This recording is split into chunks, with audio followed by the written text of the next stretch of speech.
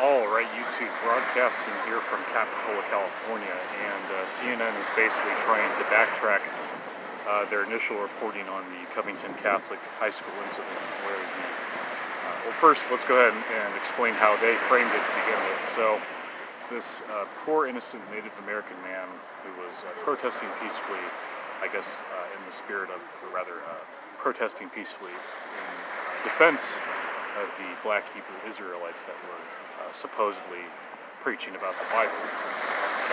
So these evil Trump supporter Covington Catholic High School students came up to him and started harassing him.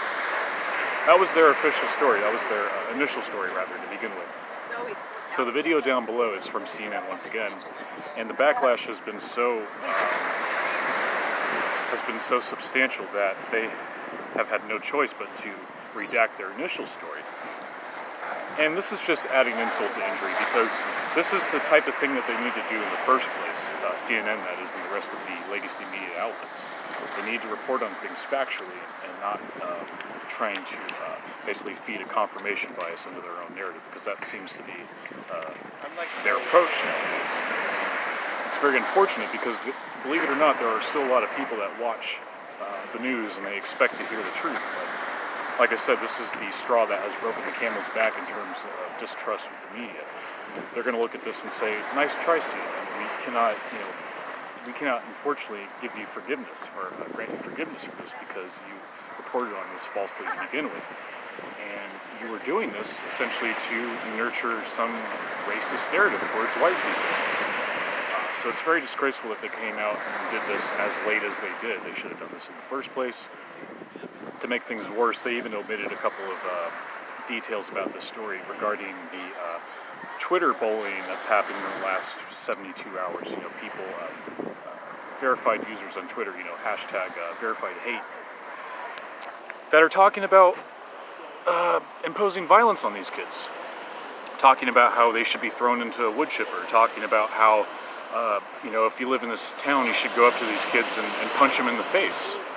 And they didn't mention any of that in the video down below. They just mentioned the fact that, the high school student, he's got his own side of the story, and, this video is just surfacing, so we didn't know about it. That's a bunch of nonsense. I mean, forgive me for being skeptical, but you guys don't really have necessarily the best track record. In closing, I'll say that I think the best way to go about this right now, I believe that the Gillette boycott has been very effective.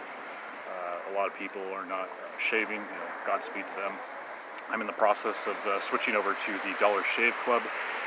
I've just had a lot of stuff going on, and I'm definitely going to participate in that boycott. But I would go ahead and throw out the idea of boycotting CNN as a result of this story. And the fact that they came out and decided to say, well, there is another side of the story. It's too little too late. I think most people will agree with that.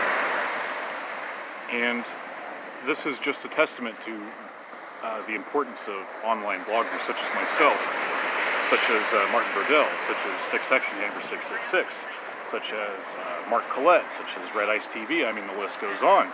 We have a lot of good people out there. Jean-François Garepi, he's another good one too. I like saying his name, by the way. It's really cool to say that French name.